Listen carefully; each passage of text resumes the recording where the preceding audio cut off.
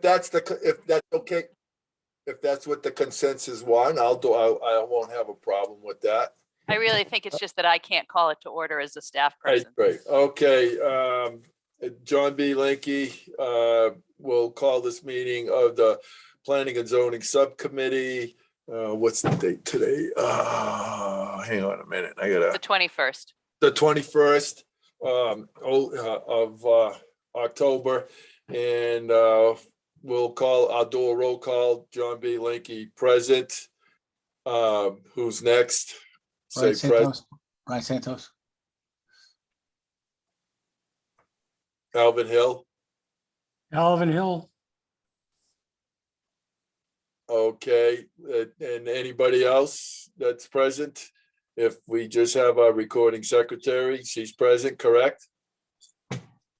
Yes, but we don't have to count her or me or Cindy, right. But we're all here. Well, actually, you're supposed, by rights, you're supposed to have any of the offices like that in on the thing anyway, but that, again, that's a different story. All right. So let's proceed. I'll turn this whole thing over to our Director of Planning and Development, Ms. Tira. Do you guys see that screen share? Yes. Okay, good, because my participant window disappeared, which it doesn't usually do. All right, so we're here just to look at the appendices. Just to recap, last Friday, Rich and I sat down. I had asked him to go through this and comment, so I have added his comments on the side. He didn't have a ton, but he did have some.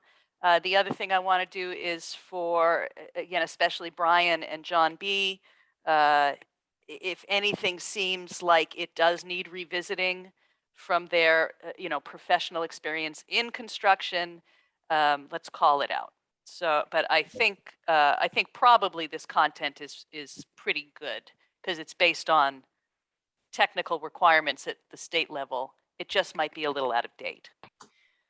Okay, so Appendix A is road design and construction. I'm a little concerned that I can't see anybody trying to come in. That is weird. So let's see. And forgive the formatting here. I had to strip out the formatting when I copied it as from PDF to Word. So some of the stuff is going to look a little sloppy.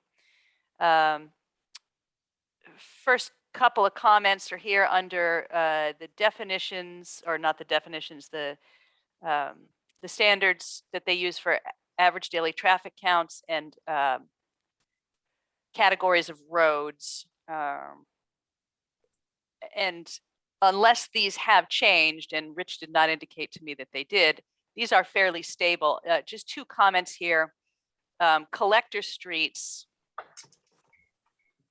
We're not going to be seeing any collector streets built in subdivisions. There would be no reason for it. However, this definition here is probably standard or stable from CONDOT. The question that I have about this is, do we want to include some kind of footnote here that this is just for reference and information, that we are not interested in and would not accept a collector street unless you think there's a reason why we would. Yeah, I guess my only comment to this would be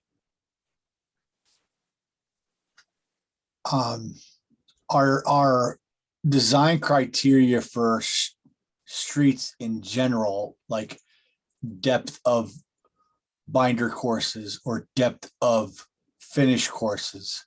Mm-hmm. I don't know if that would be labeled like a commercial street or a collector street. A collector street, I believe, is this a lesser quality paved road, right? I mean, well, according to this, the collector streets are the high capacity roads. So vehicles per day served are 500 plus. That would be a state highway type. really? Right. Yeah. No, Well, John, the road I live on, Fabian Woodstock, yeah. That's what more, we have 500 plus a day using this road from Webster, Dudley to Woodstock and Wo- Putnam. Okay, well, yeah, okay, all right, I'll take that back, but I was using the state highway type traffic flow as like a reference point, point, Alvin, for the amount of traffic that's being steady used up and down, back and forth. You're right. I never thought of Woodstock Fabian Road, Woodstock Fabian Road, which is the same thing. Going to Woodstock, like Roseland Park, Woodstock Academy. You're right on all those there. That is a well-traveled. Yes, it is a well-traveled road. That would be a collector road. Yes. Yeah, technically, even though it doesn't get anywhere near this amount of traffic, they managed, the town, managed to get Main Street recategorized as a local collector. I don't think there's any 500 cars a day going down Main Street in Thompson. So that it may be that this collector street is the limit of capacity for local roads as opposed to state highways. That is actually not 100% clear to me. Right. But my question still stands, I guess, which is it the case that we do not want roads of this capacity built in Thompson, we, the town in general? And if so, do we want to indicate that with some kind of footnoted statement that this information is for reference only, just on collector streets? Well, yeah, good point there, Tara. What comes to my mind right now would be two other roads in town, maybe three. As you know, the one by the road, what's that? East Thompson Road, which is where the racetrack and everything is. Mm-hmm. Okay, that you would probably have to consider like a collector road, but I'm not saying it's 500 plus or house number of lots served 50 plus. Where it throws it off for me is 50 plus served lots. So that would be your heavy traffic, but is there 50 plus lots? On East Or- Thompson Road, I can't imagine that there's not. That's a pretty long road. Correct. And that's pretty much spaced out. But you could probably come up with 50 plus houses or lots on that road going from Route 193 all the way to the Webster Mass line, Connecticut, Mass and Rhode Island line, that road. Right. There- Okay. So apply that. Let's use that as the exemplar. Correct. Do you I'm just throwing it- imagine? Do Right. you imagine that we would have any reason to, for the Planning and Zoning Commission or the Director of Public Works or any other reason for a subdivision to come in proposing a road of that capacity? I suspect No. the answer is no.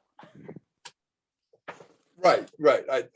Yeah, but I'm just throwing that in there to give you a reference point, Yeah, something. no, that's a good reference. I mean, there'll be two other roads in this town. Okay, like you said, Main Street, you hit the nail on the head. Is there 50 plus lots on that road? Well, no, not really. If you were to take it, no, I'll take that back. 50 plus, yeah, I'll be close. But is it a well-traveled road? No, it's not. The only time people use that road is it got something going on Route 12, from the memorial there, the Veterans Memorial there right there at Route 12 and Main Street.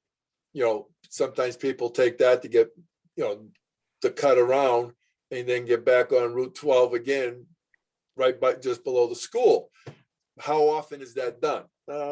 It can be done, but again, I wouldn't call that a collector road because it's really not 500 a day on that road. Okay. So I just have a question on this. We're Yep. talking about subdivision roads, Yes. Correct. Yes. and I'm having a hard time understanding collector street because, well, frankly, I don't know what the details of a collector street are, right? I would be able to look at a detail and say, yeah, 3 inches of binder, 1.5 inches of finish, and you know, a foot of subgrade. If that equals a collector street, then I'm fine with that. But I don't know. Outside the numbers that you're talking about, 550, I don't know if I'm okay with the verbiage because I don't know the details of the makeup of the road. Well, the stuff on the makeup of the road does come in later, but I don't think that there's any differentiation. And I'll scroll down quickly. I'm pretty sure, having gone through it again today, that there is no differentiation between materials described for those categories of roads, any of them, except whatever marginal notes Rich provided me or that we raised in our discussion last Friday. And that would be more to the point of what you said earlier, or what somebody said earlier about the difference between an industrial or commercial road, you know, Yeah. something that had high volume of, Right. say, delivery truck traffic. Yeah, I know, And but we're only talking about subdivision roads. So I hate to use this, to continue to use this as an example, but it's the only one I can because it's the only one in my brain right now. Meehan's properties over there, right? You know, Alvin and I went over there. We looked at that road. Is that classified as a collector street? it can't be if know. it's there's no way it can be if it's a cul-de-sac, first of all. Okay, Exactly. Because what is Okay, it fine. collecting? It's not collecting anything. So Okay, well, that's a that- difference for me. I did not know that. Okay. Right. So the other piece, and it doesn't get addressed in this existing appendix much, but that is sort of the purpose of some of the names, right? These collector streets are streets that collect incoming traffic at a certain volume and funnel it into your various districts and neighborhoods. We don't So, have- so that's, and we might be spending too much time on this first point because I think that I would have a very difficult time picturing in the town Yeah. of Thompson So a where would that apply subdivision to a proposing subdivision? anything at this scale. Yeah, I feel like this is null and void because where in Thompson would a subdivision collect cars that you just said, like that example you just provided? Where is that happening? Yeah. It Okay. won't. So We don't, and Brian's right. Brian, I'm gonna have to agree with you there. Any subdivision, doesn't matter, is always off, say like a main road or something like that. So the only traffic you're really gonna get is coming off, say like a main road or, you know, or off another subdivision where the house lots are either gonna be 1 to 10. The maximum you're gonna see in a subdivision, in any subdivision. And I'm gonna say if we see 25 residential, you know, like houses on a residential access street. So if you look at it, then residential lane and residential access lane would be the two appropriate ones to work with. In Yeah. my mind, from I mean, I guess you can leave it in, but the problem is, and I'm not so sure the word problem is appropriate. You would need to come up with a detail for collector street and then a detail for residential lane in which I'm associating residential lane with a cul-de-sac. correct. Is that appropriate for me to do? Yes, that would be, Okay. yes, Brian, that would be, I'm gonna have to agree with you on that because I've done those type of projects, you know, for a contractor and a developer of, you know, of house lot, you know, doing that subdivisions back in the day. And I'm gonna have to agree with you on that 100%, because I think that those are the only two things I really see, you know, residential sub-collector street and residential access street and residential lane. I think are the only three, I think, in my I'm opinion. Hi, guys. Sorry I'm late. Yeah, it's okay, Joe. Yeah, so I'm- I think that we all fundamentally agree that this is an Right. unnecessary category. So let's, in the interest of time, move on a little bit here, Right, just yeah. to the next one, which is a category that we do use that absolutely makes sense for our purposes, which is the residential lane. What I have generally proposed, and Rich in most cases seems to agree, with an exception that comes up under the next category, that as we are discussing standards for private roads, that they should adhere to generally the standards for residential lanes. That in fact, because it's where there are differences, they are the ones that have the least intense use. And obviously we want the standards for somebody, we want to incentivize the building of these private roads, which Mr. Benoit is absolutely down with, as long as we can. His only hesitation is the same hesitation that some have expressed, which is, how do you make sure that it's done well, right? Yeah, That it does, exactly. that you don't build in problems that you didn't anticipate, which is of course what we're trying to do here. So, so I would posit, and you guys let me know if you think we need another lower category, I guess is the question. Well, again, as long as I'm seeing the detail that makes up the road, I'm fine with the verbiage of residential lane. I just don't know what that technically means from a construction standpoint of building. Right, and I do think we'll get to a little bit more of that. These are Yep. use standards, right?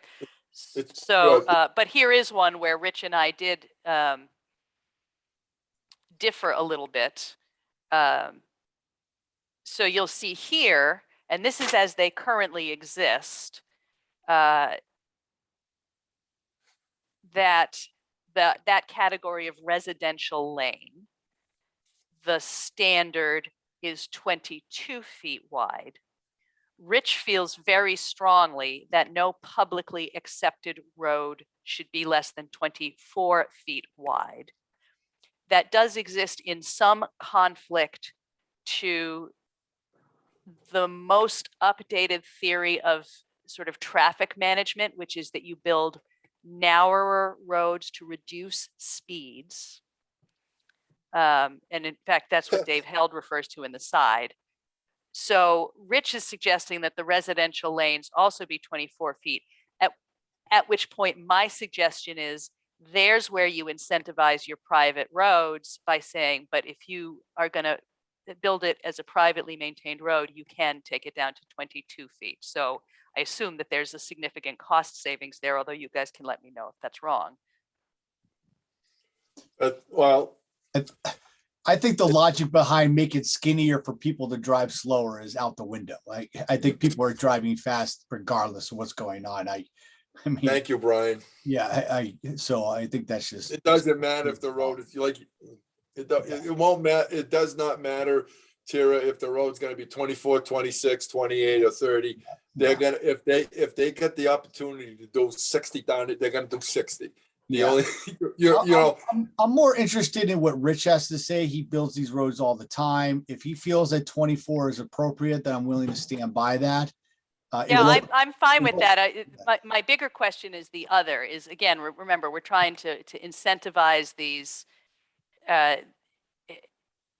subdivisions to have privately maintained roads to reduce the burden on our public works department, right? Well, Yep, I'll go sure. back to some stuff that we talked about in the POCD. We've got almost 100 miles of road in Thompson already, and a proper budget, annual budget, to maintain, do annual road maintenance based on the cost per road mile to repair and the expected lifespan of a road is $1.62 million a year. Yep. We put like Sure. that's underfunded. a couple $100,000 aside, right? No. So looking at that as a compelling reason to disincentivize road building, or at least roads that the town is responsible for, how do we incentivize people who want to develop subdivisions, which is legitimate, to do so in a way that the maintenance burden doesn't fall on the town. So, one way to do that, I would think, so this is the question that I'm asking, is do we allow them to build narrower roads, 22-foot roads? Yeah, Right. Well,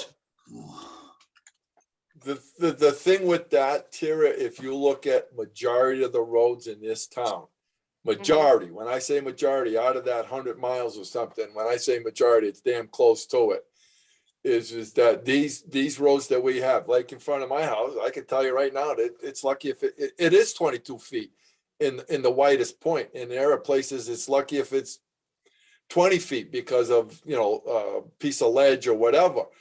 But now, and then we got the 5 foot that you got, the town still owns 5 feet of the land from the edge of the road on both sides. So in all reality, the road is actually just under 30 feet if they had to widen it, so to speak. Okay. So if you're going to tell a private, to me, if you're going to tell a subdivision developer, okay, you can have 22 feet, then why should we accept that road and have We that wouldn't, bird? that's the whole point, John. We wouldn't be accepting that road. Right. A Okay. Well, 22-foot okay. wide road is a road that is a private way Right. maintained by a homeowners association. Then it has to have the sign on the road, private way. Yes, and that gets addressed later. So this is Yes, okay. one topic at a time, right? If This topic is right of town's- way width. I think 24 feet is acceptable. Yeah, so I'm reading online here that, the typical highway is 24 feet. 20 feet is commonly accepted as minimum for traffic. So That's a tight road.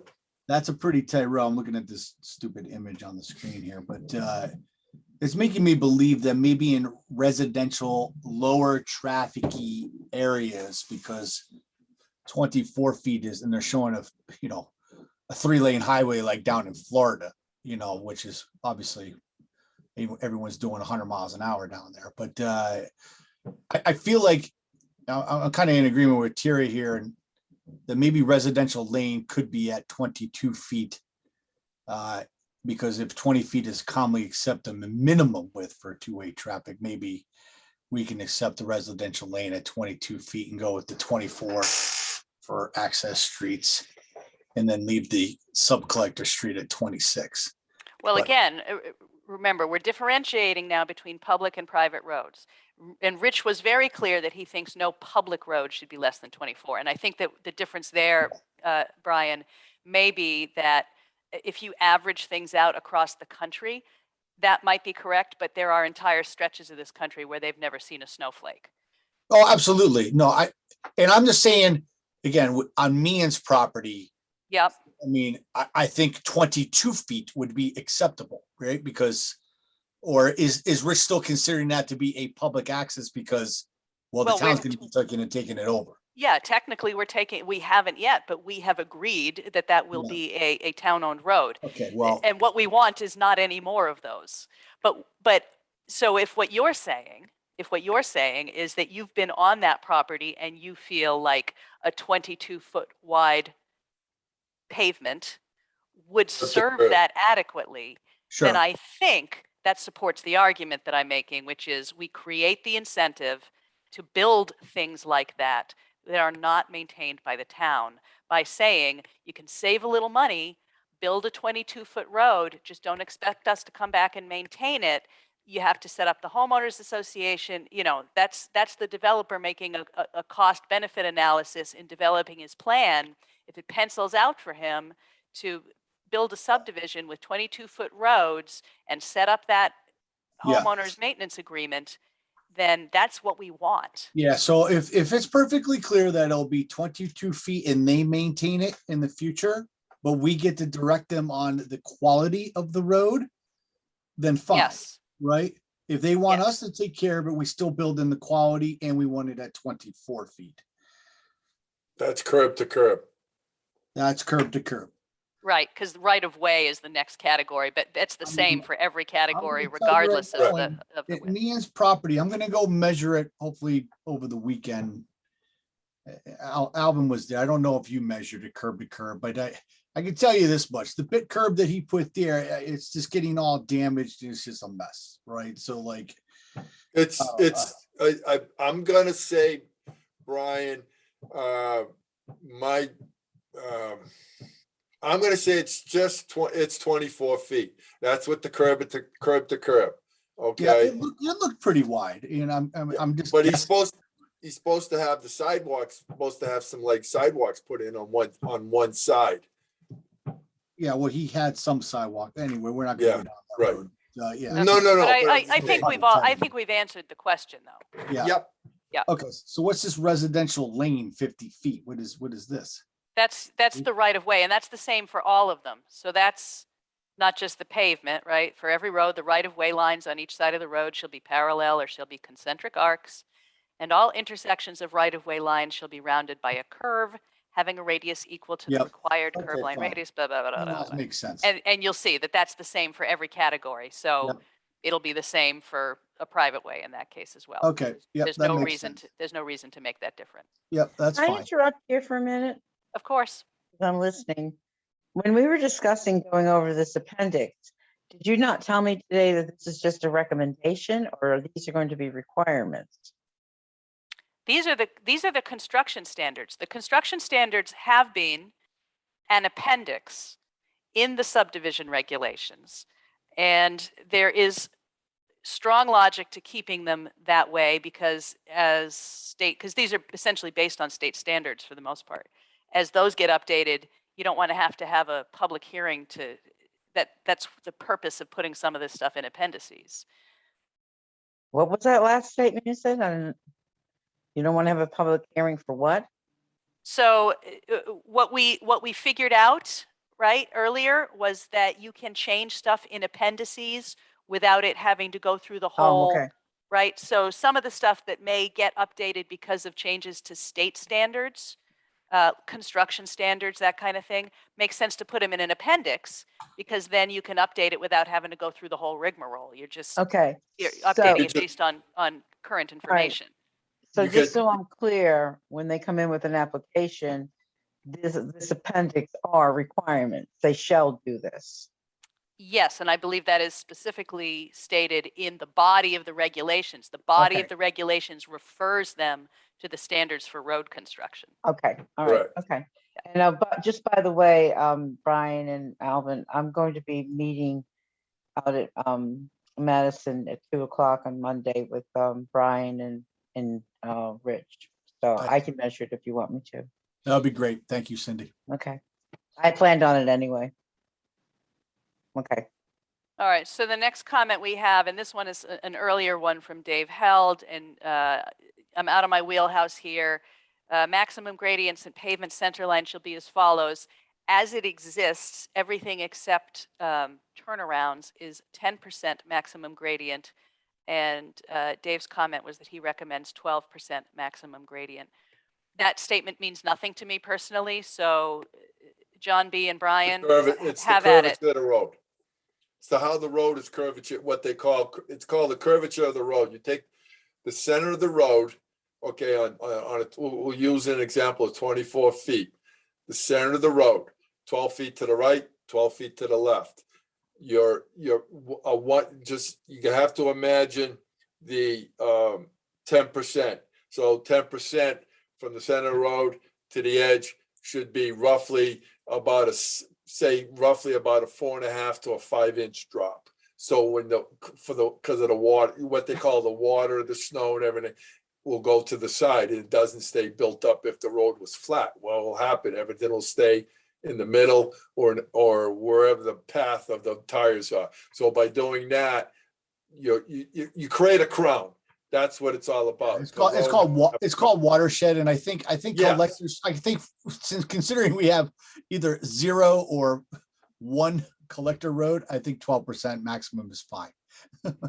Well, that's my question. Yeah. I couldn't tell you, other than that they're two different Well, numbers, I couldn't tell you Yeah. Brian why a knows. 12% versus a 10% would Yeah. be a recommended maximum gradient. So fine. that's what I want to understand from you guys. Yeah, I'm not going to sit here and pretend that I know all the standards for roads, but I think it just generally makes sense that a heavily traveled street such as a collector street compared to a residential sub-collector street shouldn't be the same.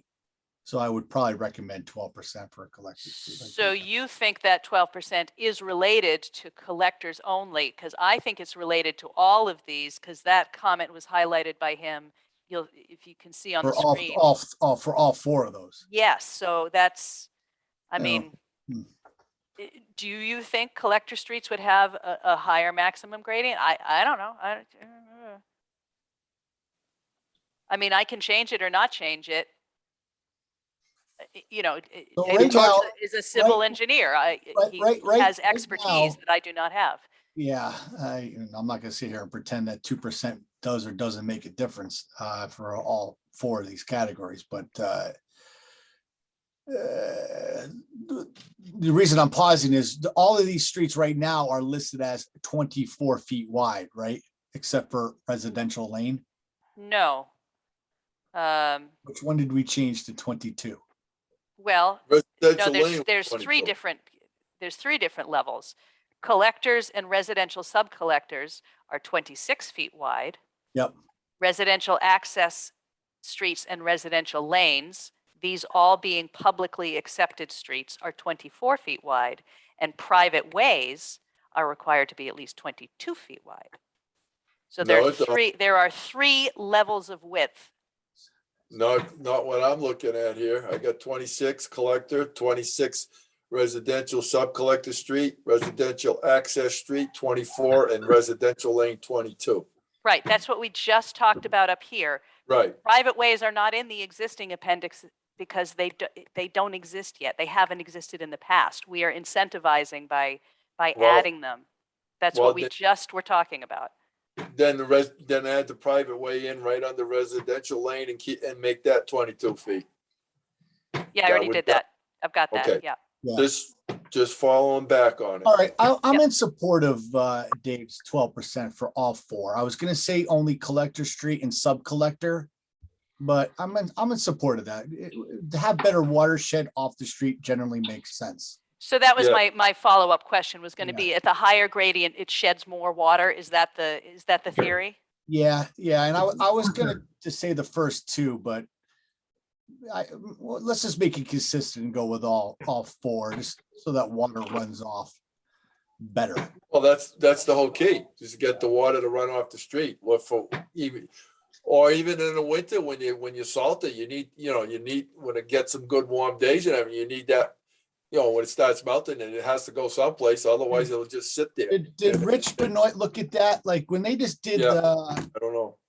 they just did the road over on the hill there going down towards Aquatic. I don't know what they used for You mean Aquatic Town, not Aquatic Town Farm Road, Aquatic Road. I think it's just Aquatic Road. Yeah. So Yes, when he Aquatic built Road. that, I'd like to know what he did over there. Maybe he doesn't. He just I built- was, Well, I'm sure he knows, but he didn't comment on that for this. Now, he had a copy of these appendices that included all of those early notes we had from Dave Held. He Yeah. did not also comment on that. So I to like me, to that sit- says he I- doesn't have strong opinions on Yeah. either one of those two options. Yeah, I just don't want to. I don't want to steamroll him here either. So if he's the one that's building these roads, so Well, it's not like whatever we decide here is final either. Yep. This Okay. is what we're putting into a first, Yep. a first final draft Yeah. Okay. for the commission to have available to read and make a second set of comments, all of the relevant department heads. And then possibly this is the draft that goes out to public comment, or possibly there'll be one more refinement that we would do quickly. But regardless, this is the set of changes we're proposing to start. And then what happens from there, if Rich goes back and says, hey, I didn't tell you to change this, it should be the other. That's a different statement from, I mean, we spent an hour talking about this. We went Yep. through the whole thing. So if he didn't say, no, I disagree with Dave, Okay. then I Fair think enough. it probably just doesn't matter to him. Okay.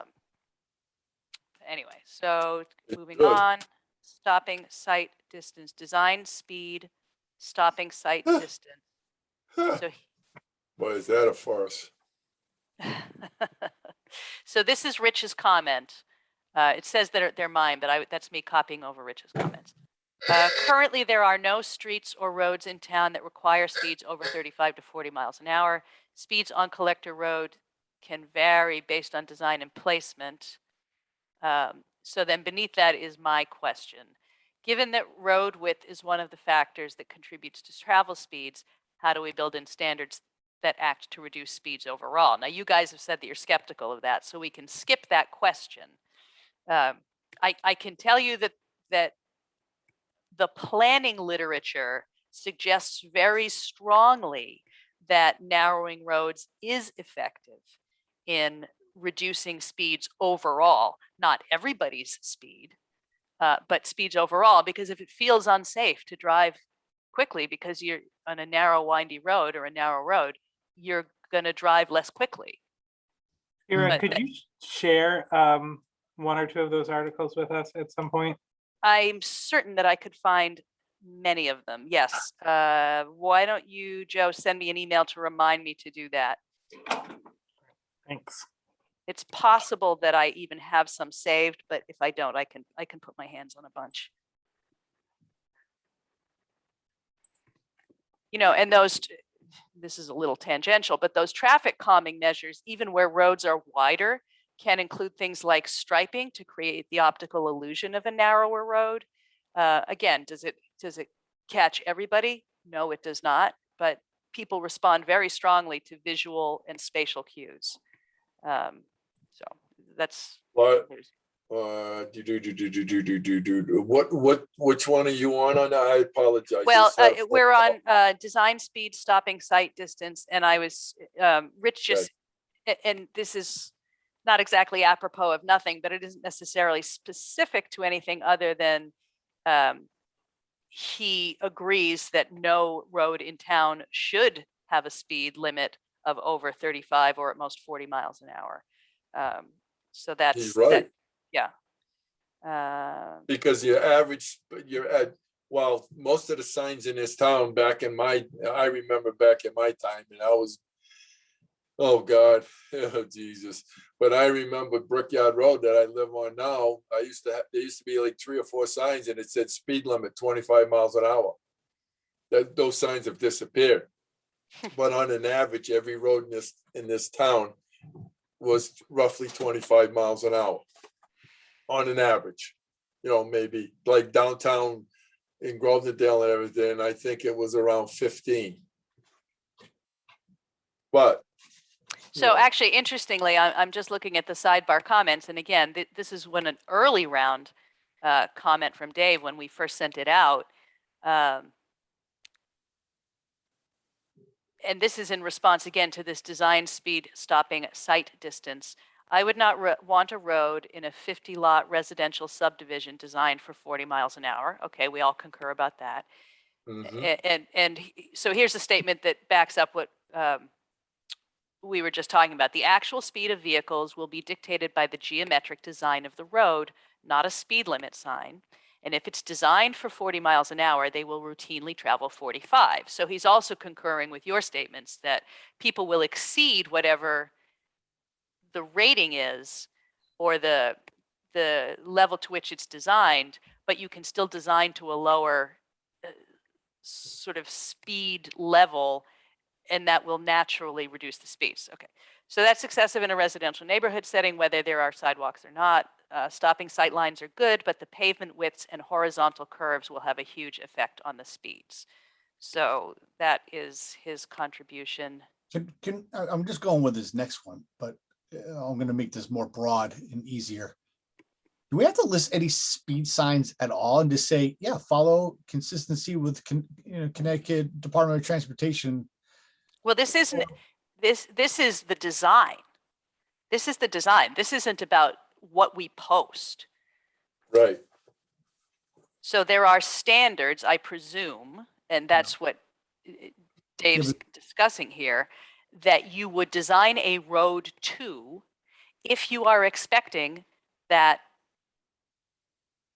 speed stopping sight distance to be at a certain level. So you'll see here that the collector streets, which are, you know, well, possibly the state highways, but definitely like the East Thompson roads, and have I guess that's a maximum speed of 40 miles an hour and a stopping sight distance. And I know this is hard to follow because of the way it formatted, and a stopping sight distance of 300 feet. Right? If you look down the line, it's saying that you should be designing residential subcollector streets for a maximum speed of 30 miles an hour with a stopping sight distance of 200 feet. Go down one level. Residential access street, you should be designing those streets physically to accommodate maximum speeds of 25 miles an hour, blah, blah, blah. And then you've got your residential lanes, and this is another place where I would say the standard there should be the same for a private way. Yeah, resident, right. You can use, I'll throw in this, residential lane, we'll use Green Acres Drive. That's considered a residential lane. Because you got what we call the horseshoe, and then you got a one road, and then at the top of it on the left-hand side, looking up from Watson Road, they have what they call a side road, you know, it's like L shape with a few houses, but that would be considered a residential lane. Actually, it is, because that's the way it was built. You start right in front by what used to be the railroad tracks. Alvin knows where I'm talking, and it went all the way up, did the back, you know, the back horseshoe, and then it came back right back down to Watson Road. There's your horseshoe, or if you want to call it.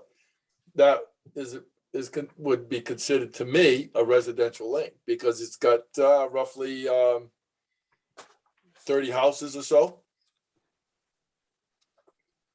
So that would actually make it not a residential lane. If it had 30 houses, that would make it a different category, which I'm scrolling up to. But it's in between. Confirm. But yeah, I'm throwing that in there. If you were to go down there, I could go by there tomorrow. No, I got to work tomorrow. But if it's got 30 houses on it on a single street, it is considered, according to these standards, which I believe are CONDOT standards, a residential subcollector street. Okay. All right. Well, I'm just trying to give you some references, you know, from from what was built back in the day, because that place was built when I was a kid. So that probably predated. Yeah, exactly. Predated zoning for sure, and who knows what the road building standards were back then, right?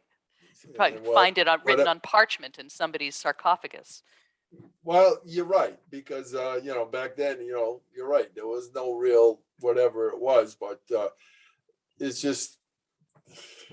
But those are the only way I can give an examples. Those because what I know. Right. Of right. Corner Bog, in that area, you got your side streets, you got Walker Drive, Walker Road, and all of them. You got all of those little roads off of one and another. So back in the day, that was the way it was done. But I have a dumb question again, and I'm sorry to belabor this. There is no such thing as a dumb question, Mr. Well, Yes, that's there actually is. not true. There are dumb questions, but they're not generally asked here. Oh, All right, scroll up. Thank you, Terry. Just scroll up a little bit again for. I just want to go back to the 40 miles an hour thing. So, a collector street becomes a public road, correct? Any of those named categories. Yep. Okay. Collector streets, residential subcollector streets, So residential access streets, and residential lanes under the construction that we are positing. yeah, so I'm would looking be up the categories of public roads. So I'm looking up Connecticut Department of Transportation. Yep. They say speed limits are established to move traffic in a uniform and safe manner. In Connecticut, the OSTA, in conjunction with the local traffic authorities of the individual town or city, establishes speed limits for all public roads. Yeah, so Rich and I actually talked about that a little bit. And what he told me was that it used to be very complicated for towns to declare, essentially, what their local speed limits were. He said there was this whole process that you had to go through, send in forms to CONDOT, blah, blah, blah. And although he didn't tell me much about the specifics of how it has changed, he essentially said the convention now is the towns just have wide berth to set their local speed limits. Obviously not on the state roads. The state roads Okay. belong to the state. Okay. I So, mean, so his feeling was that he had wide berth to say essentially there shall be no speed limits higher than 40 miles an hour in the town of Thompson. yeah. Okay. All right. That would be considered a racetrack. Okie dokie. Well, I can tell you that there are definitely roads in the town of Thompson where people travel at 40 to 45 miles an hour or higher. But yeah, that doesn't mean that they would be posted for that.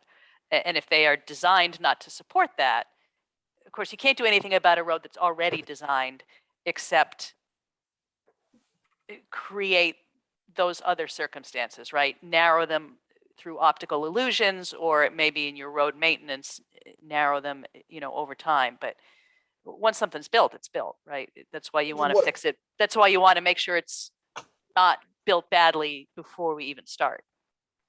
All right, yeah, because we're gonna be getting into the next part of this where did it go? Vertical and horizontal curves, something like that, where instead of putting, like you said, a lot of places they put the paint and everything on the road. There's Yeah. quite a few, where was I?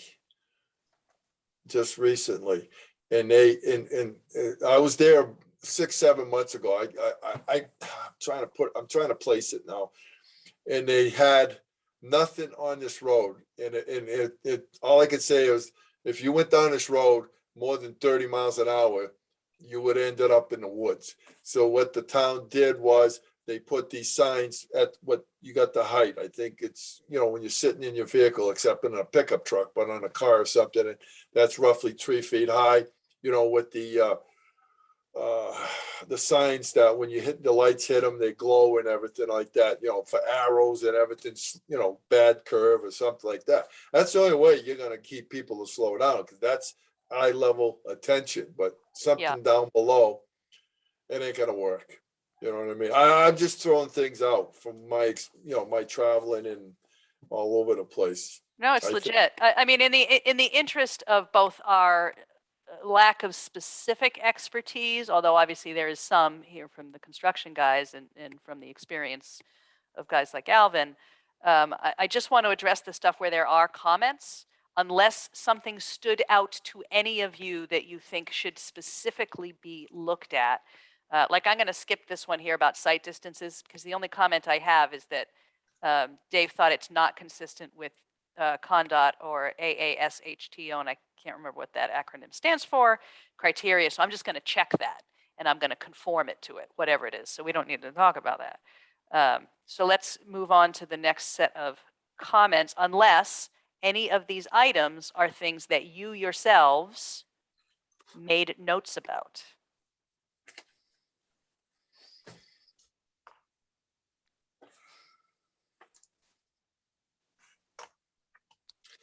Okay, here's one, and again, this is an early round comment from Dave. Minimum curve length, vertical curve shall have a minimum length of 100 feet. His observation is, I would remove this for roads at, I can't even read what that's, for roads at 1% where you have A equals 2. God, I can't, my eyes are so old. This will create a lot of puddles, poor drainage, and roads falling apart. Is that meaningful to either of you guys, any of you guys? I am highly inclined to trust civil engineers in their observations. Precisely. Well, could you repeat that again? Sure. So the item as written in our current road construction appendices for minimum curve length. Vertical curves shall have a minimum length of 100 feet. Dave Held's observation is, I would remove this for roads at 1% where you have, and I think that says A equals 2, this will Yes, create, that's right. yeah, this will create a lot of puddles, poor drainage, and roads falling apart. So unless somebody can tell me why that is incorrect, I'm going to assume that we're going to take that out. Yeah, I can't tell you why it's incorrect, so Okay. take it out. A feet percent change in A where A is equal to the algebraic difference in grade. So here's some stuff on intersections. I would remove redundant information. Most of this is stated elsewhere. I believe he is correct, but I will double check. That's The fine. question is, if it is in the body of the regulations versus in the road standard appendices, where does it belong? In the body of the regulations or in the road standard appendices? I would put it in the appendices just because of your earlier point of being able to change things in the future if the intersection language changes.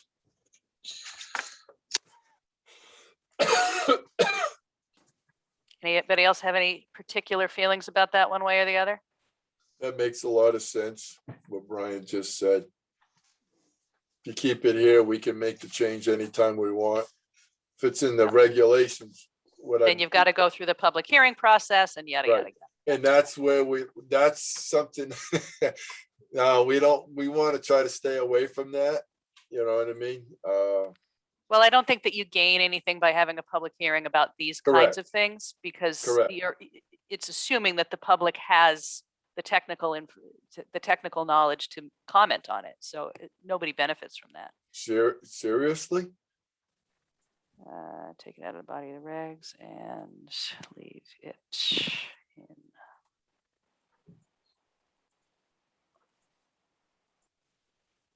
Okay. By the way, guys, Dave Poplawski just emailed me. I saw it in my my notifier beneath. He apologizes for not being here, but he did take his mother home from the hospital this week. So Good. Thank you. I have missed him here. All right, so that was the comment on all this. So I will just double check to make sure whether or not it is duplicate information and treat it accordingly. What else do we got here? Oh, look, and how appropriate that I just mentioned Dave, because here we go. Someday we're going to have that public knife fight about cul-de-sacs. And you know what we should do? We should put on the inflatable sumo suits and go at each other. But I promise I'm going to fight dirty. So for the record, We'll yeah, change for the name to record, David Hell. yeah. Well, no, this comment is a synopsis of the discussion I just had with Rich. And for the record, Rich agrees with my premise that cul-de-sacs, although we can't really ban, I mean, we could ban them, but the best way to strike the balance between the fact that people seem to like to live on them and the fact that the town can't afford to maintain them is to only permit them as private ways or shared driveways if they're for 5 homes or less. But I will read this comment. Rich Benoit is very clear that he does not want these center islands, which is what this particular line item is for, and also agrees that the time and effort it takes to plow snow in them, cul-de-sacs, is a problem for DPW. So this is the exact thing he told me on Friday when we were meeting and talking about it. So, you know, whatever, there's a handful of these cul-de-sacs in town, and it takes him a half hour to fully plow one. So think about the scale of that for a second, right? What do you have at most? Like 18 houses up on Madison, which is the most recent cul-de-sac that was created. So you're talking about taking a half hour out of a full-time employee's day on a snow day to plow a road that services at most 18 people or 18 households, has no connective value to other areas of town. And on a snow day, these guys are already killing themselves, right? They're going out there, they're doing the whole town, whether, it's an 8-hour shift or not. So that was a perfect example to me of why the town should not be accepting any more cul-de-sacs as publicly maintained roads. You can't make a better argument than that. If it's taken them a half an hour to do a single road, that if it was a pass-through road would take them 15 minutes, right? If it was a road of the same length that connected to another road on the other side, they would just drive down it, right? With their plow, and that would be it. But no, they've got to go around and around and around. So I think the reason the islands are there were to try to create, not needing to plow in the center. But he said it messes up the snow storage. Yeah, So because it's hard. Okay, here we go again. I'll use my years of experience again, plowing snow. But the whole problem when you're plowing snow is designed to plow straight. There is no such thing when you try to plow around a circle or a corner, you lose half the distance or the width. Okay, so with that in mind, plowing a cul-de-sac is that to push the snow, you have to start in the middle of the road and try to work it more to the, you got to keep working to the right. And you can only push it so far over unless you, like it says, unless they only a area where they can push the snow in and pile it up so that you're not because what's going to happen is you're going to close down. I call it, you're going to take the width of that road of the cul-de-sac and you're going to be narrowing it down over time when you're plowing because you can only push it so far on a circle. Try it sometime. Oh, Okay. no, I'll That's take your word for that one. I don't need to be going out in any plows anytime soon. No. But if the cul-de-sac, so to speak, did not have anything in the center, as you're plowing up, you plow straight the first time. Bam, go right straight in. Then you take it and you can wing it over and wing it over. Next thing you got half of it done. Then you got the other half. Probably can have it done in 15, 20 minutes tops. But if you're going to go around in a circle to try to keep pushing the snow to the side, it can take 30 minutes or better, depending on the thick, how much snow we got, depending on how much snow we got. If it's 4, 5, or 6 inches, it don't take long for it to pile up when you're pushing it to the right, because you can't push it left. So is Rich just saying, hey, at the end of the sentence with design wisp, put a comma and say with no center islands? Is that what he's asking for? Well, regardless of what other decisions we make about cul-de-sacs, he is absolutely saying he doesn't want to see cul-de-sacs with center islands, period. Yeah. So Exactly. that I think is fine. I can agree with that. That's fine. Yeah. Like I said, I'm just giving you my experience, okay, from my younger days, when I used to plow for my uncle too. And, plowing those type of things, they were a nightmare. I mean, if I could have drove right through the middle, right over the center aisle and whatever, I would have done it. But, that if you're going to have a cul-de-sac and in a subdivision like that, it needs to be open. It gives the town, will, so to speak, a way to plow, to push the snow into a certain spot where you don't have to keep backing up and maneuvering or try to go around in a circle, because it's not easy going around a circle plowing. Yeah. And I know that there are other members of this commission who are agnostic on the idea of cul-de-sacs as public versus private, but if it's private, I'll arm wrestle all of you about it. if it's private, they can do whatever they want. But if the town's going to take over it, I'm sorry, I don't believe in having a monument in the middle. That becomes time, like you said. It consumes time. Right. Okay, so let's find the other, because we're already over an hour here. All right, sorry about that. No, don't be sorry. I mean, the discussions should be thorough. We always take longer than we want because we're talking about it.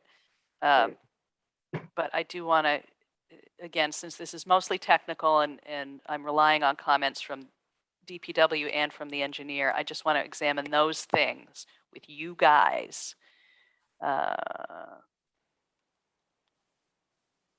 Okay, so construction survey procedure. Why would the Planning and Zoning Commission, and this again, Dave held, this is an entire section. He's talking about section A, construction survey procedure. Why would the PZC want to dictate how a surveyor lays out a road for a contractor? This whole section should be removed. Thoughts? I agree.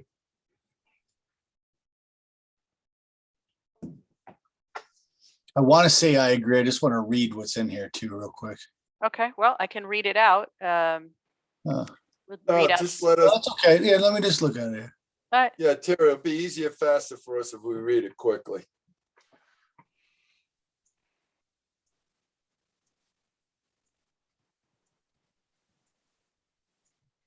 That's all surveyors. That's all on the engineer. Well, Why you should- can scroll down for me. I'm ready to move on here. Oh, that's it? There might be more. The way this formatted when I copied over. Yeah, I'm all set. Yep, keep going. Yeah, that actually was all of Yeah, section you A. can remove that. That's pointless. Okay. Exactly. All right, everybody agrees. I love it when we agree to take something out that's not useful.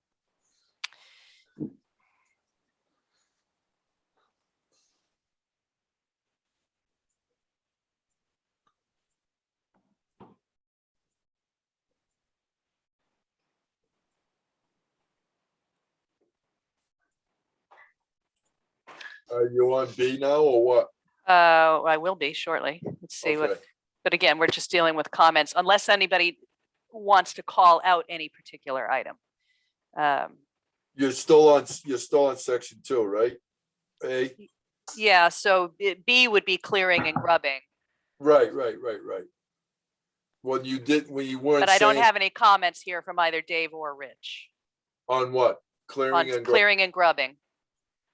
Yeah, I Or, think that just generally makes sense. Usually any contractor applies for a SWIP permit and all of that stuff applies to the SWIP permit, so that's fine with me. yep, Yeah, same thing here on roadway excavation, formation of embankment and disposal of surplus materials. I don't think I had any commentary here from either of those guys.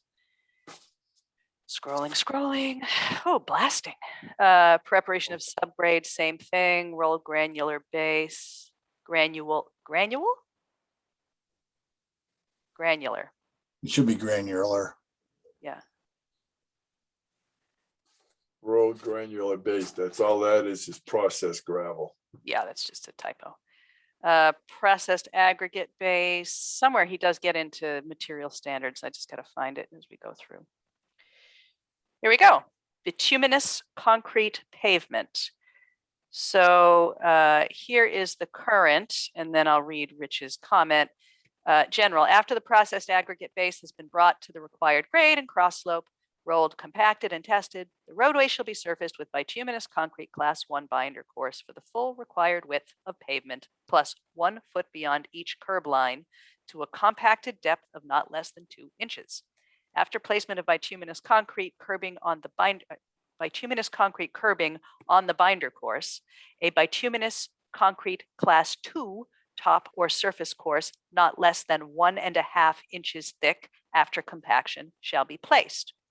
The total compacted depth of class 1 binder course and class 2 top or surface course shall not be less than 3.5 inches prior to the pavement of the class 2 surface course. The surface of the binder course shall be broomed clean and a tack coat applied.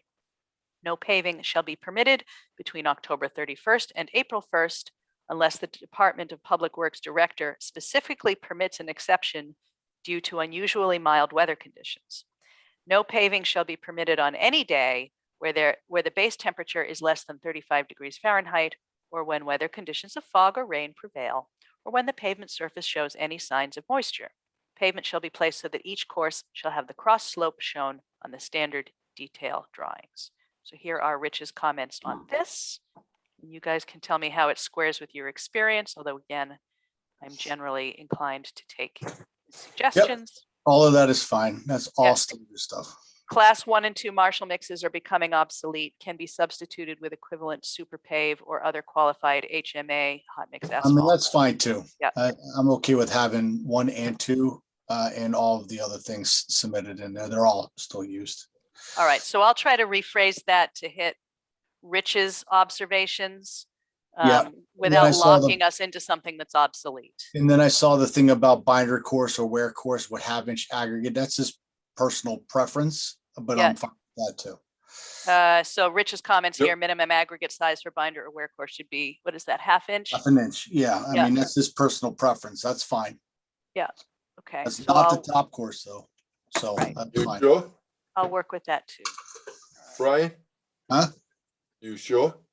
Can you go back to that for a minute? Yep. To the DPW's comments? So one? he says larger aggregate course may be necessary in certain soil conditions or expected load volume. Are you going to state the conditions and you're going to? Yeah, that's a good point, because that's just what he gave me. So let me make a note to myself, note. Need to describe. I mean, I will say in all the Those- roads that I put in for schools, I've never seen a requirement for larger aggregate because of soil conditions. If the soil conditions are bad, you change the subgrade to something else. You don't make the aggregate larger in the pavement. No, because you're right, because when it's larger, it won't stay binded together. The smaller. That's the correct. small- So you'd have to smaller- change the subsurface condition before you Correct. go changing the Correct. mix design of the blacktop. Could Well, you when send you- me some kind of synopsis of that comment so that I can Sure, sort of forward it to Rich and say, how do I work these things together? sure. But Brian, wouldn't you know before you put your top coat on if you're the subsurface it needs more attention? 100% yes, and Madison Avenue is a good pinpoint for that. Yeah, we talked a lot about Madison Ave on Friday. Again, that poor guy. I mean, not that poor guy in many ways, right? But I don't feel. he's sorry on the for him. public record an awful lot as being an example of what we don't want anymore.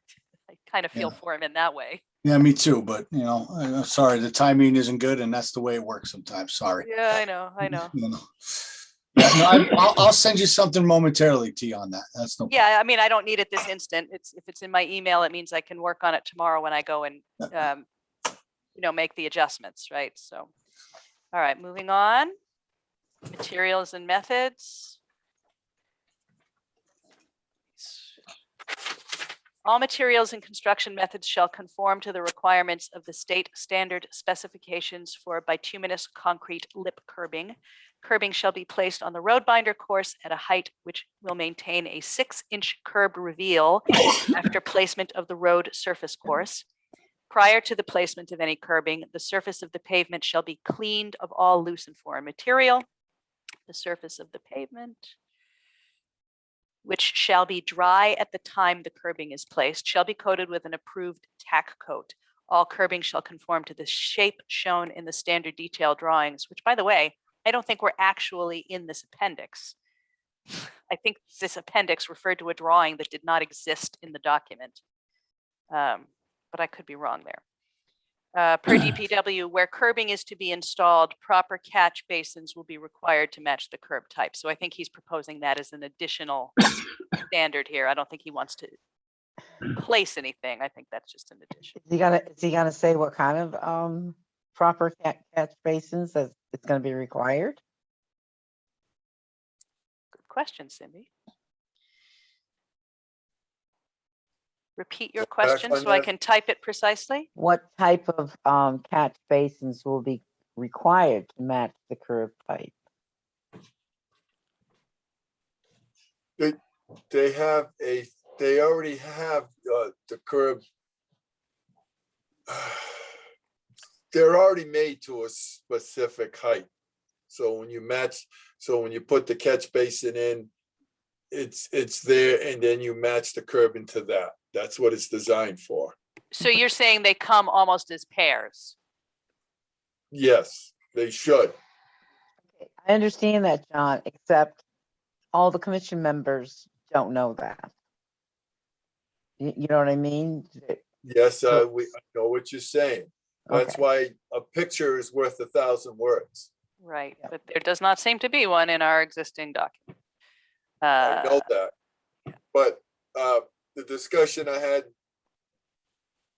around noontime, 1 o'clock, is that when I was looking over that the print, Right. and I showed you what the catch basins should be look like on the side of the road, what they call the edge of the road, and they're designed that way now. Like if you know, okay, for an example, and I think I called you on this, but like Tara, when you're walking down Route 12, when Mhm. you're on your daily walk, going to work, going home, look at the catch basins on the side of the road on Route 12. Yep. Okay, and you'll see they're flat, even with the edge of the road. Mhm. Okay, now you go down the road a little ways past Belding Corticello, which is after where you take your right to go home. If you Yep. walk to where they just put that new section in from there to Route 2 to the entrance of 395, you look at the new catch basins they put in, and then where they put them in, they put them in the existing. They took the old ones out and they put these in the existing catch basin, but they already got the curb height, and they cut back, and then you can see where they filled in from the old curbing to this catch basin, the new asphalt, if you want to call it curbing, to match the height. So this, because the way the thing is made, it's curvatured in a little bit. It's got a little flat to the beginning of off the road, and then it tilts in maybe, I don't know, an inch and a half or two, so you got the concrete curb in there. So that's what the support is. That's how they make them now. They don't have them flat like they used to be, and they used to put the old asphalt curbing around it or whatever. So it'll take the abuse from the winter plowing and stuff. Just when you drive down the road, down Route 12 or walking, you look at the curb, your catch basins there. It's the same thing. Now that's unified now. I actually Everybody's spend doing a it. surprising amount of time looking at those catch basins, although probably for different reasons than this most of the time. Well, I'm just giving, that's the best way I can give it. No, that's good, John. That's good. To visualize, What do you think, Brian? I'm sorry, Mr. Lanky. I was typing up that thing for Miss Tira Pengesic, so I apologize for that. Now, Well, it's like, I do have a couple comments though on that. Yeah, you want to go back up? Yes, please. it'd be like you put Scroll. catch basins in on school property, and then when you replace them, you put the new style in where it's already made with the curb on it and all. So it fits in.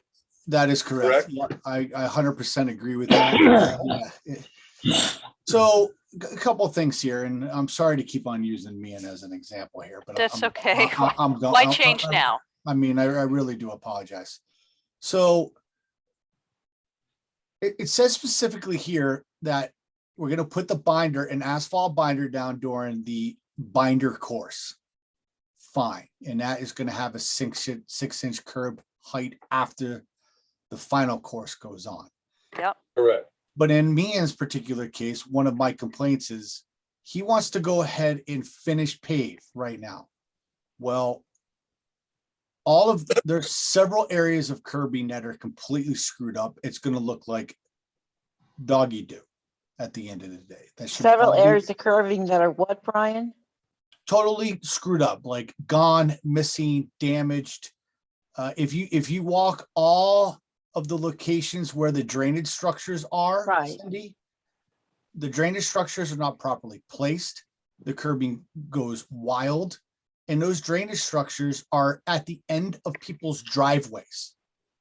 I mean, it makes zero sense. 0 The cents. But the drainage places, I just checked the drainage. I think there's 10 of them, catch basins. Yep. And so that's something that I need to look at. I don't know whether they were on the bottoms of the driveways. Yep. Go up to the cul-de-sac. I took photos of them. Oh, yeah, Yeah. I know. I saw that Yeah. on the I plans. mean, There's I 4 don't of them up understand there. why he put them there. He put them right at the entrance of people's driveways. I'm pretty sure, B, that this exact topic came up last Friday. I mean, any observation that you're going to make, obviously, Rich has been out there a ton as well. Yeah. And I know that he referenced that again in this section, and I think it was at the same time that he, had written in the margins of the notes, and that's all I copied over here, where curbing is to be installed, proper catch basins will be required to match curb type. And he was definitely talking about how the curbing was all messed up there. Yeah. Well, I guess you're proving my point here. We're talking about a storm catch basin in curbing. Well, he didn't put it in curbing. He put it in the middle of the driveway entrance where there is no curbing. And the plow is going to take it out. It's going to take it out. Do you understand that where he put them, it's the same place as in the approved site plan? Bingo. Well, I mean, shame on us for not picking up on that Okay. then. I mean, it All right. just makes Yeah, I zero just sense want to to do point that out because No. that will be coming up Monday Brian. night. Yeah. Brian. Yep. If I saw that plans today, and those plans were and correct me, Cynthia, were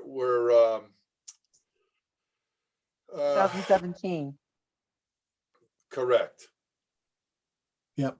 Okay, so let's continue on here. So I feel like it should just be crystal clear that any storm drainage structure should be within a curbing area. He Okay, put the flat ones in. Any Correct. storm drain structure Shall should be be within a within curbed area.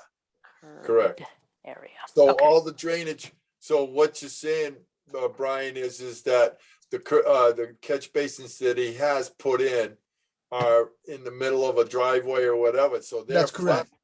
They're Yeah, flat so- drive. So what he was doing was he was trying to get all the water to run there, and any water running out of the person's Yeah. driveway would run into it. Yeah, well, Oh, yeah. everyone knows that these storm drainage systems, what are they? They usually are recessed a little bit, right? Yes. You they know, have so to be. like, I mean, this doesn't make any sense to put it at the end of a driveway. My second comment is this, that we should not be allowing any finish coating to be going on until all driveway entrances, or in my terms in the city, curb cuts are completed.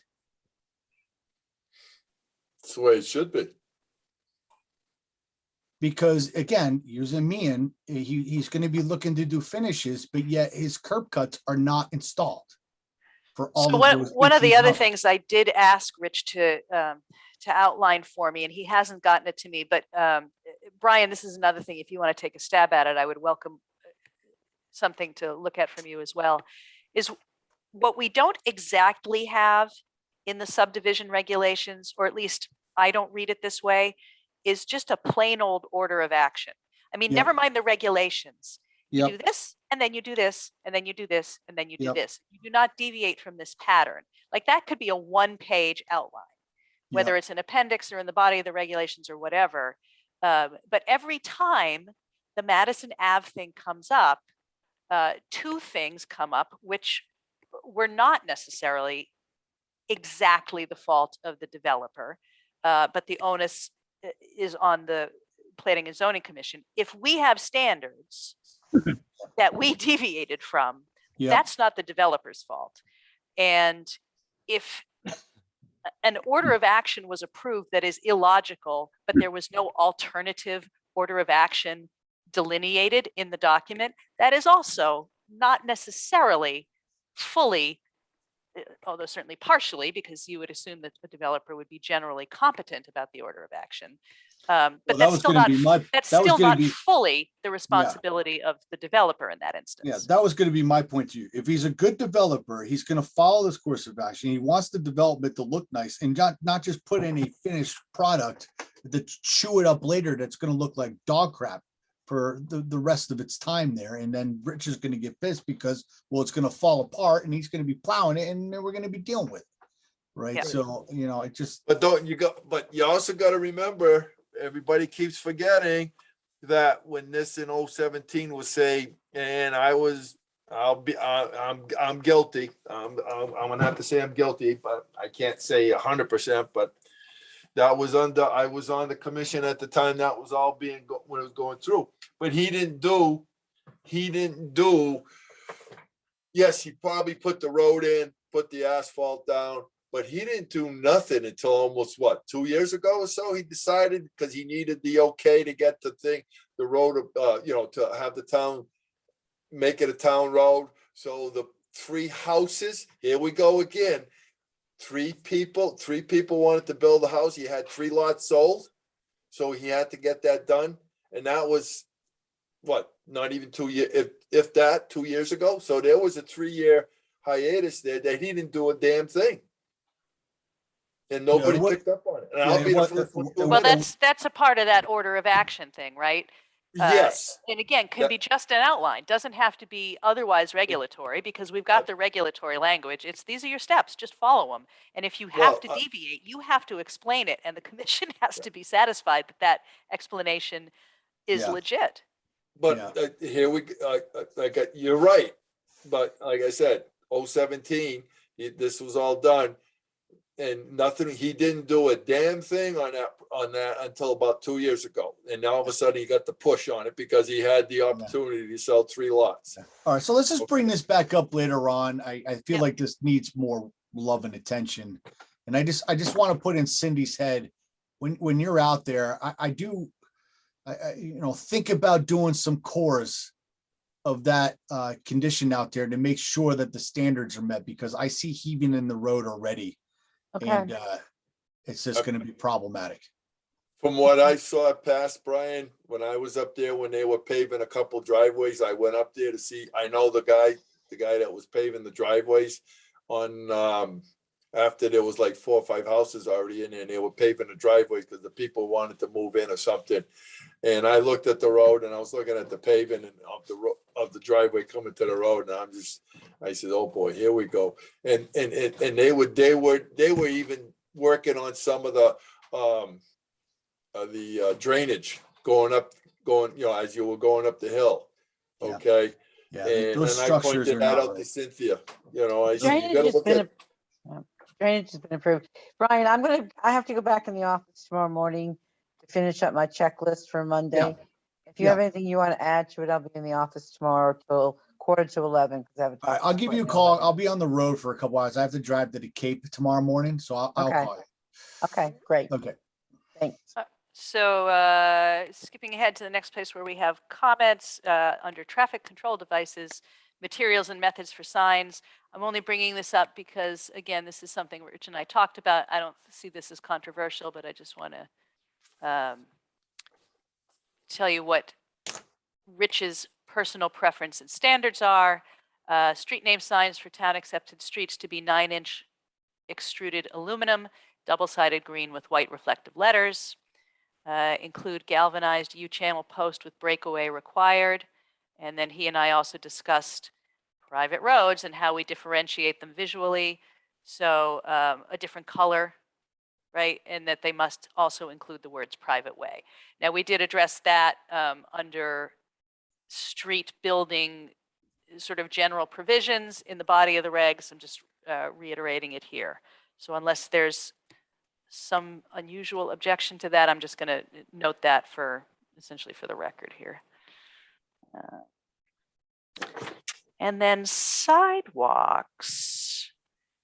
I have 2 similar but not exactly the same comments. Mine, to amend the section consistent with any changes made within the body of the regs.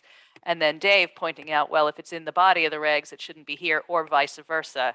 I would say in this case, I would prefer to leave the sidewalks in the body of the regs and not have it in the appendices, because I do not believe, and I could be wrong about this, but I don't believe that those are governed by outside standards. In other words, CONDOT, whatever, the same way that the road construction standards are. I think those are more local preferences. I don't know. What do you guys think about that? Did you Well, check anywhere to see if they're standard in other, state regs or I mean, anything like I that? can look, like I said, that's my sort of general impression based on how I see these things compiled. Okay. I will certainly check. Well, Yeah, well, sidewalks cannot be more than 2% in grade in any direction. All right, so 1/4 of a foot is probably okay for a 4-foot width. And those are state guidelines, but I will say those haven't changed in all the years that I've built sidewalks. So I'm fine with putting in the body and taking it out of the appendix, because I don't think that's going to change in my lifetime. well, yeah. Kira, this may be a I don't know, insulting question, but I am very hard to insult. are we sure that these here and in the body do not contradict one another? No, I'm not sure about it at all. No, that's, in fact, that's my note up here, is make sure that these are consistent, assuming that we were going to have them in both places. I would say Right. whatever we just put in the body of the regs are what we want.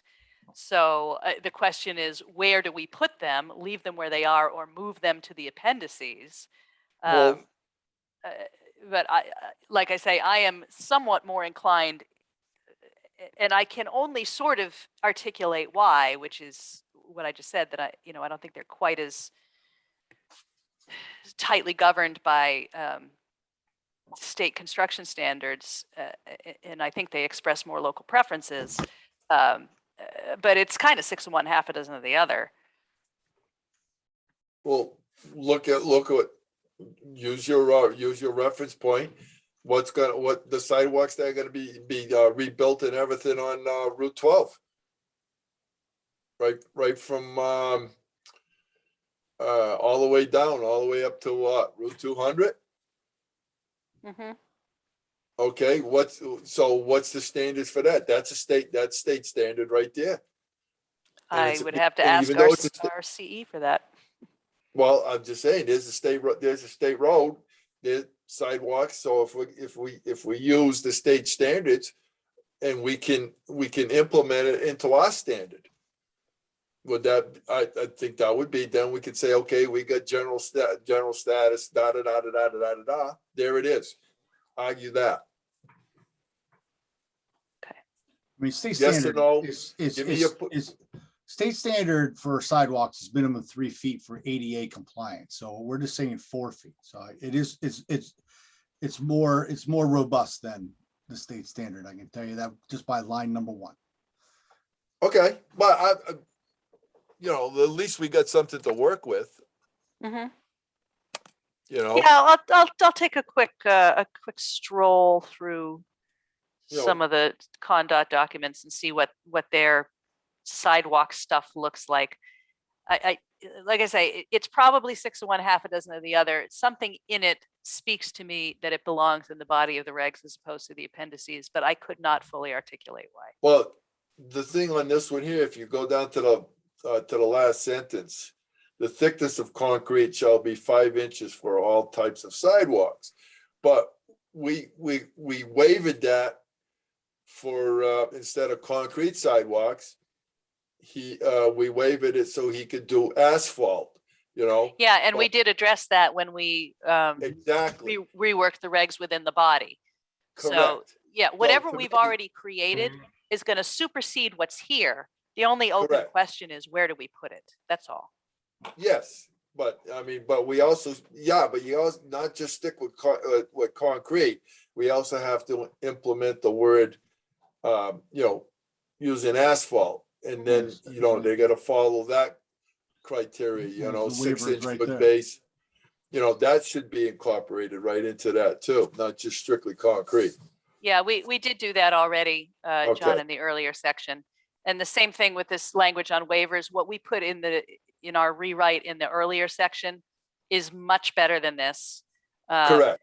And reflects what we have learned from all the stupid sidewalk waivers that have been given out over the years. All you end up with is a community with no sidewalks, Correct. which is not But yeah, productive. but yes and no to that. Because there's some areas, well, it really doesn't make sense to put a sidewalk in, because if you only got to have a set of sidewalks put in for 3 lots and the rest of the road has got nothing, where are the people gonna walk? Okay, they're gonna walk on a sidewalk in those in front of those 3 house lots next. Yeah, thing, we then they're gonna walk up. looked at all those factors, John, when Yes, we. yeah, I'm just, running through my brain right now, but I think this one should be taken out of here, Yeah, in okay. my So, opinion. yeah, I think we all agree there. So moving to appendix. So that was all the road stuff, and the rest of this now should be quick. This lighting standards chart, aside from the fact that it is like a 5th generation photocopy, both Rich and Dave Held point out that it's outdated for various reasons. So I'm just going to purge it and look for an alternate chart. Now,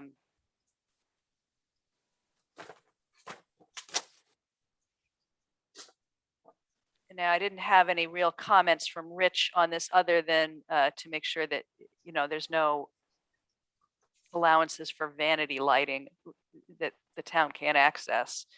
Oh, and then luminaries. There's those luminaries. That's Brian's department. That's up his alley, the lighting. Me? Yeah, I didn't. Well, you were so kind as to provide us with all that solar lighting stuff. Actually, I need to get in touch with you about yeah. that, Yeah, about yeah. some options for Trainwreck Park, but that's a separate topic. Okay. I didn't Well, have any gonna- real substantive comments from Rich other than that it should be LEDs. So I'm just going to look for proper light standards and plop them in there so that people have something to compare and contrast. I don't have that for today. And again, another stupid little diagram, but this is actually less stupid than the other one. That's very nice. I like that one. Yeah, well, it's in better condition too, and it makes Look more at those- sense. But Look at those subsurface conditions. It looks wonderful.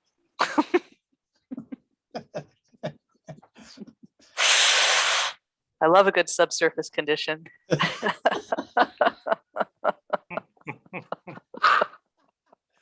right, Oh, let's we're end it there. We're getting punchy now. No, we're almost through. I don't even know what this chart is showing me, honestly. I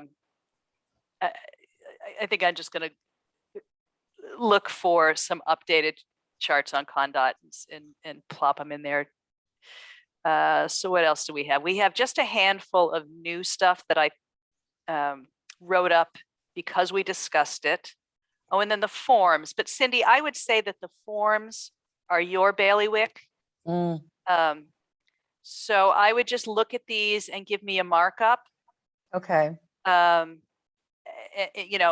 we're just including them so that people have them for reference, right? They're going to be accessing the forms, hopefully digitally going forward.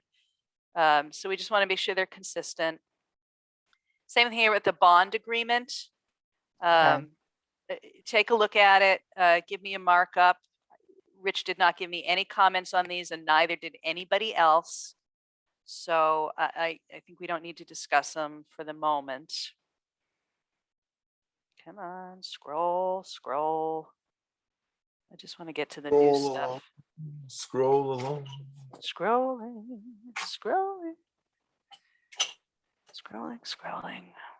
All All right, so these were the new ones. And B, again, this is one where I think you Yep. had said you wanted to take this on, and Yep, I haven't yep. had anything back. But let's just read Yep. through what I did write up, which was a modification of the energy conservation stuff that kind of wasn't serving us in the body of the regs and moved here as an appendix. And I do have some comments on the side from Corey Ann from the Center for Ecotechnology, who are they're great folks. They work with Kai's up at the biodigester, and we've written some support letters for each other. Anyway, so Appendix D, energy conservation. A, preference for sustainable energy techniques. The commission encourages applicants to consider the inclusion of strategies for energy conservation and efficiency in the preparation of the final subdivision proposal. This appendix shall describe several techniques by which improved efficiency may be achieved. Many of these techniques, such as the use of passive solar site design, may not significantly increase the cost of the housing to the buyer. The tax credits, subsidies, and exemptions, the overall benefits to homeownership may be financially enhanced. And then I think Alvin had some comments that I thought I carried over, but I do have them in my files, Alvin. I think I added some of them in here already. All right, B, techniques. Techniques and methods described below are derived from a variety of sources, including but not limited to the U.S. Department of Energy, the Center for Ecotechnology, Sustainable Development Code. Up here in the sidebar notes, CET made some additional suggestions. Energize CT, sustainablect.org, Energy Code blog, and stretch code. So the examples given are not intended to be either exhaustive or prescriptive. Rather, they are intended to assist applicants in developing more sustainable and resilient subdivisions within the town. So section 1 was passive solar design. Brief comment from Corey. Does this mean passive house, or I guess passive homes? I would say rhetorically the answer is no, because we're not dealing with the actual design of houses in subdivisions, but lots. So maybe I can rephrase that, but we'll come back to that.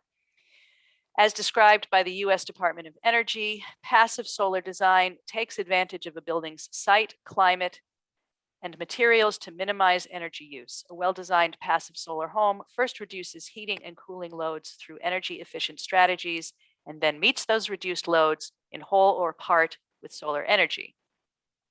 Techniques or methods to incorporate passive solar design include the following. A, house orientation so that the structure is sited as close to the north line as possible, and the structure's orientation lies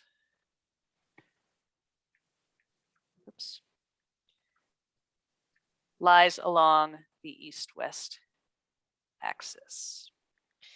Proper placement allows an increase of yard space for shading in warmer months, with an increase of solar gain in colder months. C, design of street and lot layout orientation so that the maximum number of buildable lots is sited on the south-facing slopes. D, landscaping shall include the location of any existing trees, new trees with their mature estimated height, including canopy width. The proposed landscaping plan will facilitate the use of possible future solar collectors, certainly increase solar heat gain and or shade protection as appropriate. I think those were some of yours, Alvin. 2, inclusion of renewable energy. And this is just an opening sentence here, Brian. So this is where I wanted to brainstorm with you a little bit. Developers may wish to incorporate renewable energy generation methods to serve the future occupants of the subdivision. So, just things to think about. What are the incentives that we can articulate or create that are appropriate to subdivision design, right? And I think that's the challenge. Like, does that include encouraging set-asides for ground-mounted solar collection that serves an entire subdivision, right? So what are we going to write in there? Yeah, And because sure. of your experience with those construction projects, I think that's what I'm looking for you. Yeah, sure. I mean, you could do general building materials, windows, type of windows, triple pane glass. Right, you but could so this do is the super- challenge. Building, the actual building code stuff, Not not appropriate for the subdivision. So it's about the siting. The siting, okay. Design of the site, right? The design of the plan. I mean, I suppose you could, if an applicant is bringing a fully realized subdivision plan that includes all the house designs, but the Planning and Zoning Commission doesn't comment on the house designs. Yeah, okay. All right. So the site is what I'm Okay. after. Okay, very good. I will look at that. Right. So 3, energy efficient landscaping, where landscaping is proposed as part of the subdivision plan, whether through the inclusion of street trees, the location and configuration of open space, or conceptual plans for individual lots within the subdivision, techniques exist to maximize energy conservation and efficiency. Such techniques include the following. A, dense windbreaks may be planted to protect house lots from winter winds, thereby reducing heating requirements. B, trees shown in landscaping plans in proximity to south-facing walls or windows should be deciduous species only to avoid shading during winter months, but provide shade during summer. C, open space intended as a common recreation area may show a landscape plan utilizing low-maintenance native species with minimal areas of lawn grasses. That piece I'm pretty comfortable with because that's in my wheelhouse. But that's what I'm after in terms of what are we describing, Ryan? Yep. So Okay. briefly, anybody have any comments on what that is so far? And Alvin, I know this is a topic important to you.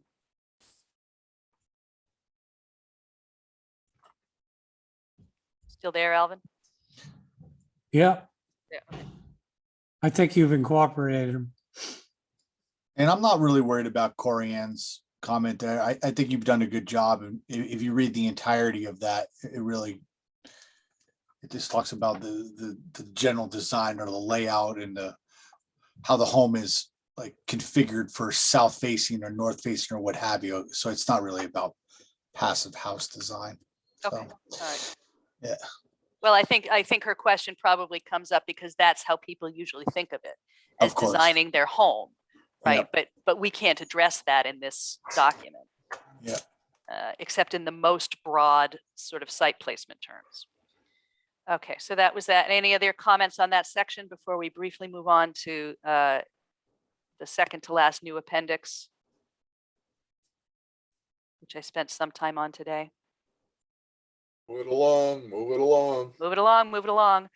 New appendix guidelines for street trees, because this is what I promised to you guys. And I really I blasted this out in like 40 minutes today, so it could need a lot of work. 1, street trees are required for subdivisions where sidewalks are also proposed. Let me leave a note here to reference the section.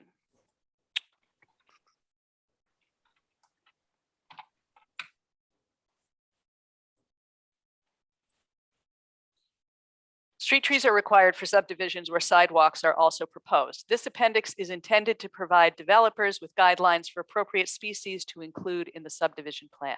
Consideration is given to mature height, ease of maintenance, and taproot versus spreading root systems.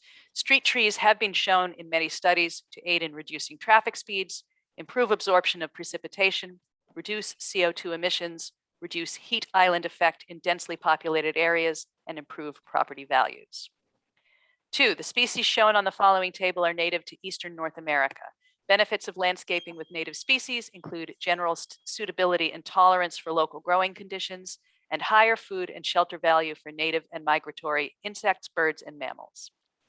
3, while non-native species are not strictly prohibited, the town has a strong preference for the use of native species in any landscape plan for a subdivision. Species from the most current Connecticut invasive plant list, as compiled by the Connecticut Invasive Plant Council, are prohibited. And there's a link.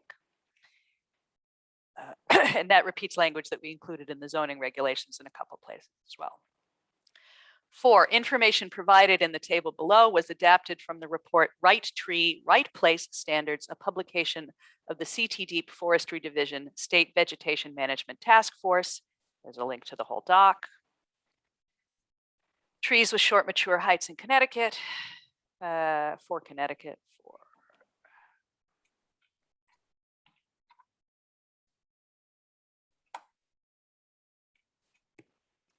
And there's a list: serviceberry, hornbeam, eastern redbud, yada yada. Additional information on native trees may be found using the plant database hosted by the University of Connecticut College of Agriculture, Health and Natural Resources, with a link. 7, the following illustration shows the appropriate traits to filter for species with suitable qualities for use as street trees, which you can just barely see. Small trees, 15 to 30 feet tall, U.S. hardiness zone 5, deciduous foliage character, and Connecticut native. So that was my street trees section. How do you guys feel about that? My street trees appendix, excuse me. I loved it. Really good. Anybody else? Comments? You got my 150% approval. I think it's great. That's the way it should be. Alvin, Cindy, Joe? Yeah, I think it's, yeah, I agree. It's excellent. Those, Right. the trees listed. American hornbeam is around. Flowering dogwood, yeah, but most of some of these, where's oak? Hey, Diamond, how are you?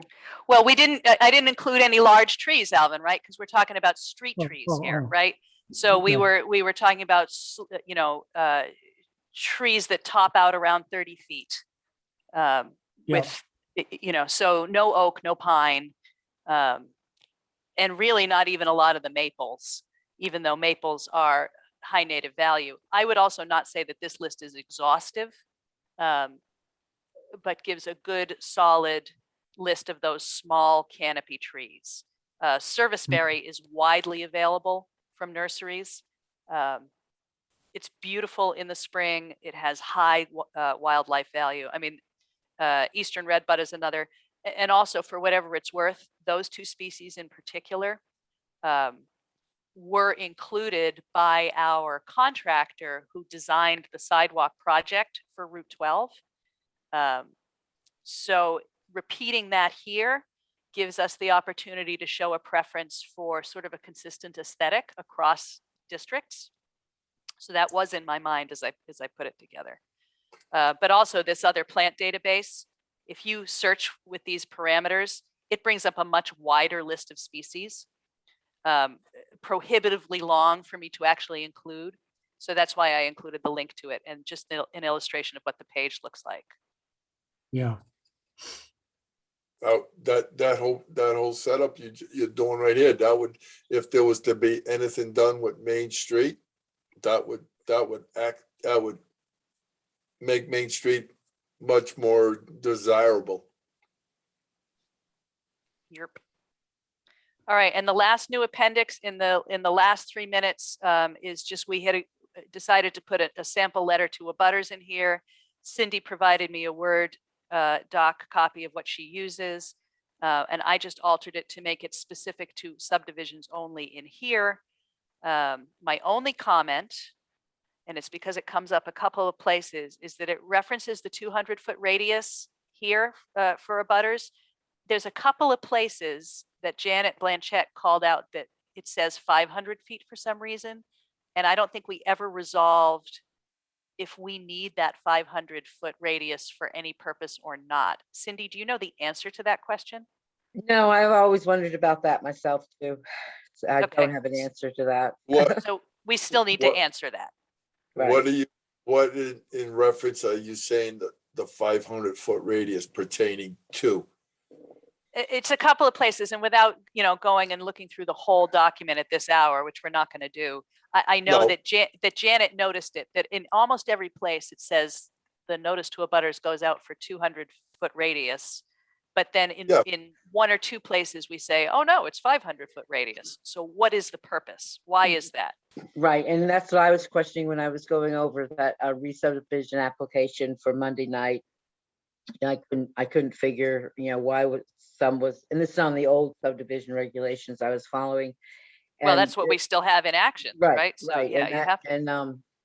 and they did do the 500 and the 200. So the engineers J&D did on that particular application. So I couldn't Yeah, figure out Kira- why either. What were you saying, Alvin? Yeah. Cindy and Tara, just remember as well that the assessor's maps are 200 feet. So if Joe Schmuckatelli comes in and he's got to make a required to notify his neighbor, those assessor's maps gives him exactly a 200-foot line. That's why Okay. that 200 feet's in there. Well, I think we all agree on the 200 feet. The question is what is the purpose of the 500-foot requirement? Well, Because if it's not necessary, if it's not required by some state process, why have that that higher level? What's the compelling Because interest? So that's there- what we still have to find out. There are some areas in town where the closest neighbor is 500 feet. That's an interesting point. Of course it is. Well, it's interesting, but what? Well, it would be 500 feet from the From the boundary. house, but the boundary line would, whoever's on the other side of the boundary line. The If you're counting boundary it line, from the boundaries have to have a 200-foot radius. the boundary lines, right. The Yeah. 500 foot is, there are some neighbors that are over 500 feet from the boundary line. So, but to me, the 500 feet shouldn't be there, because why would you just stick with the boundary lines? Yeah, I 200 think feet boundary we all lines. pretty much want to, John. The question is there some reason why we have to Yeah. do it differently for certain functions? But we'll find that out. And just, just to be safe, just check the state statutes on it too. Right, right. Because I know statutes refer to that. Hey, so we're at 1 minute past 9. Ken, since you've been here all night, did you have anything you wanted to comment before we call this a night?